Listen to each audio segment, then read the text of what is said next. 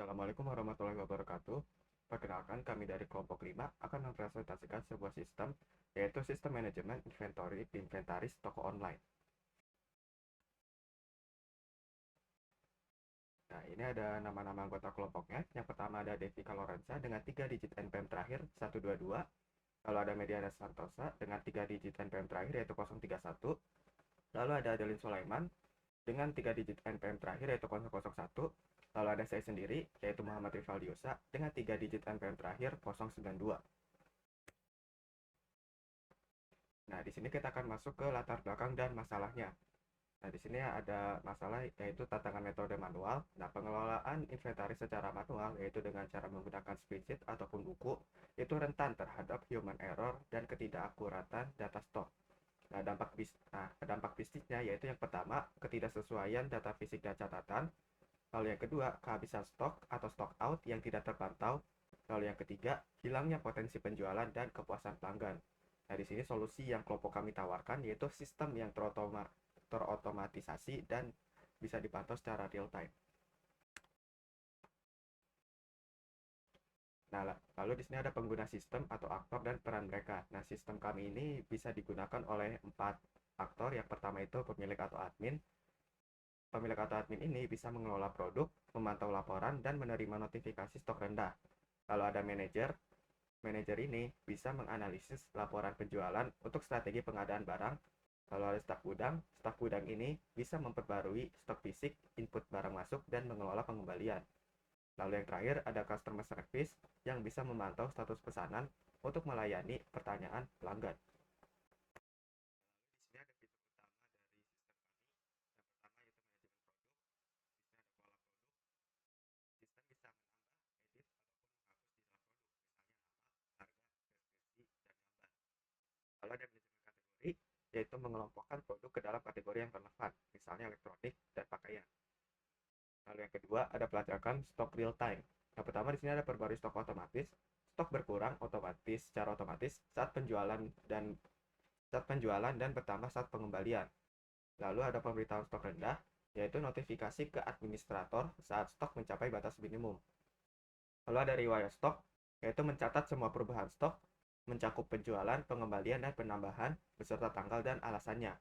Lalu yang ketiga ada manajemen pesanan. Yang pertama ada daftar pesanan, melihat semua pesanan masuk dengan detail pelanggan dan produk. Lalu ada proses status pesanan, yaitu ubah status pesanan secara manual. Di sini ada tahapan prosesnya, yaitu menunggu pembayaran, diproses, lalu dikirim, dan selesai. Lalu ada pencarian pesanan, yaitu mencari pesanan berdasarkan nomor pesanan, pelanggan, atau tanggal. Lalu yang terakhir ada laporan dan analisis. Di sini ada laporan penjualan, yaitu data penjualan berdasarkan periode, produk terlaris, atau kategori.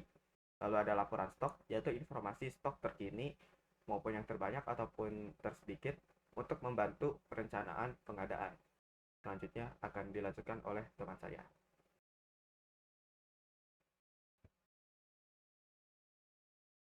Assalamualaikum warahmatullahi wabarakatuh. Perkenalkan, nama saya Adeline Sulaiman dari kelas 3 Informatika kelompok 5. Di sini saya bakal ngejelasin bagian diagram use case dan activity diagram manajemen produk. Untuk diagram use case-nya sendiri itu berfungsi sebagai peta visual yang menunjukkan bagaimana berbagai jenis aktor berinteraksi dengan fungsi-fungsi utama dari use case sistem ini. Aktor utama dalam sistem ini mencakup pemilik usaha, tim gudang, manajer atau supervisor, dan customer service.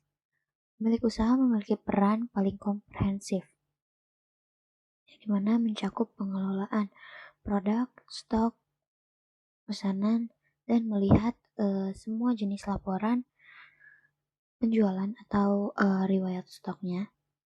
Tim gudang juga berfokus pada operasional inventaris yang meliputi manajemen produk dan kelola stok. Sementara itu, manajer dan supervisor juga customer service memiliki peran dalam memantau yang dimana keduanya dapat mengecek status pesanan dan manajer supervisor juga bertugas untuk melihat laporan penjualan untuk menganalisis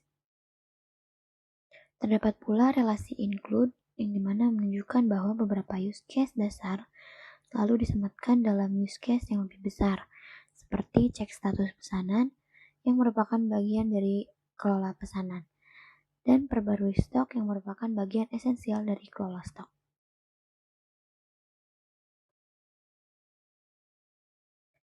Oke, kita lanjut ke activity diagram manajemen produk. Alur aktivitas manajemen produk ini dimulai ketika pemilik usaha melakukan login ke sistem untuk mendapatkan akses ke menu manajemen produk. Nah, setelah berhasil masuk, ia memilih menu yang sesuai untuk mengelola produk maupun kategori. Pada tahap ini, pemilik usaha dapat melakukan berbagai tindakan seperti menambah produk baru dengan mengisi data lengkap berupa nama, harga, deskripsi, dan gambar. Atau menambah kategori baru dengan memasukkan nama kategori. Setiap data yang dimasukkan akan melalui proses validasi terlebih dahulu, di mana sistem jika valid maka data disimpan ke dalam database, sedangkan jika terdapat kesalahan, sistem akan menampilkan pesan error atau peringatan. Selain menambah, pemilik usaha juga dapat mengedit produk atau kategori dengan memilih data dari daftar, lalu melakukan perubahan yang diperlukan. Jika ingin menghapus produk atau kategori, sistem akan meminta konfirmasi terlebih dahulu untuk penghapusan sebelum benar-benar menghapus data dari database. Setelah setiap aksi berhasil, sistem akan memperbarui daftar produk atau kategori dan menampilkan notifikasi sukses sebagai tanda bahwa perubahan telah tersimpan. Proses ini berlanjut hingga pemilik usaha selesai melakukan pengelolaan dan akhirnya menutup sesi dengan logout. Assalamualaikum warahmatullahi wabarakatuh. Saya Medina Santosa dengan NPM 24106311300031. Pada video kali ini saya akan menjelaskan dua bagian, yaitu activity diagram pelacakan stok dan juga activity diagram manajemen pemesanan.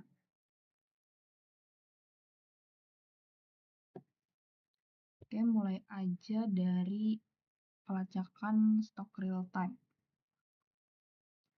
Di sini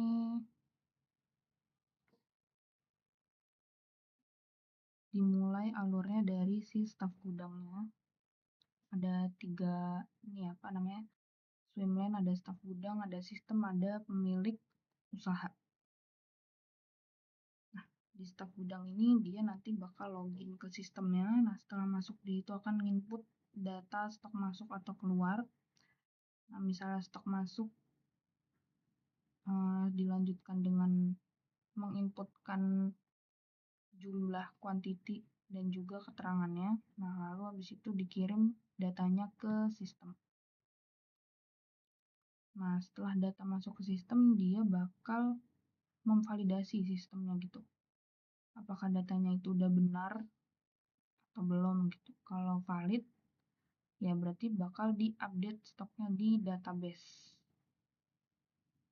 Lalu disimpan riwayat stoknya dan dicek lagi apakah stoknya itu minimum atau enggak.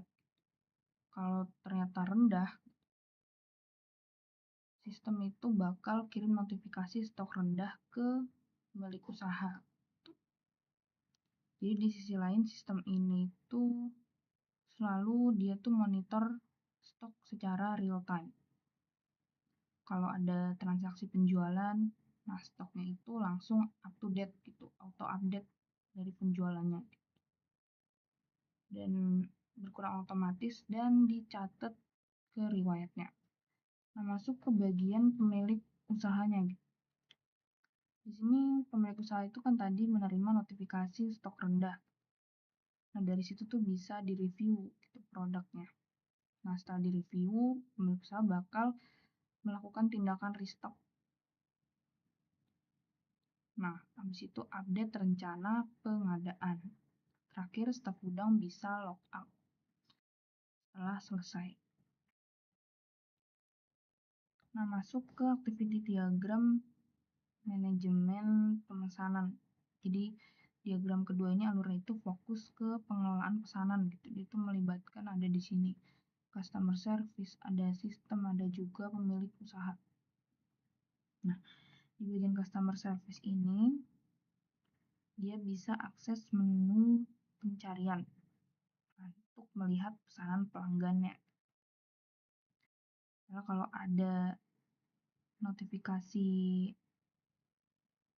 pesanan baru gitu ya, dapat notifikasi, terima notifikasi, CS itu bakalan buka detail pesanannya. Nah, setelah dibuka, dilihat status pesanannya bagaimana.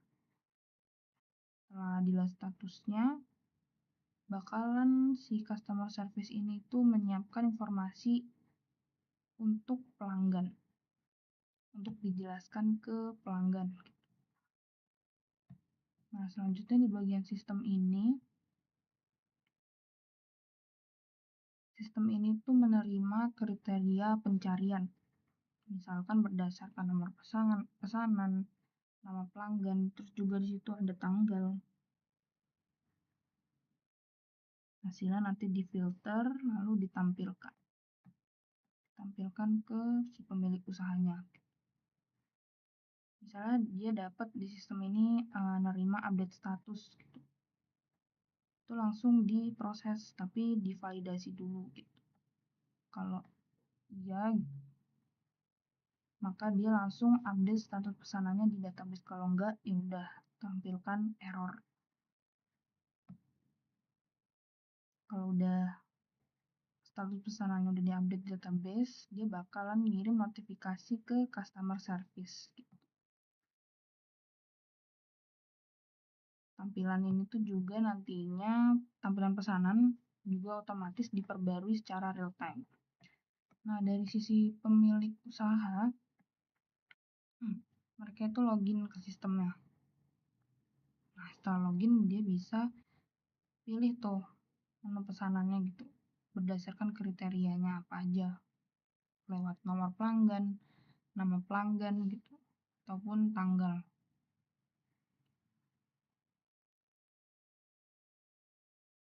Nah, kalau pemilik usaha misalnya mau mengubah status pesanan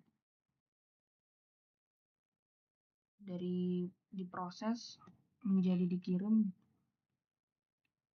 itu bisa di bagian ubah status pesanan. Tapi itu kalau diperlukan.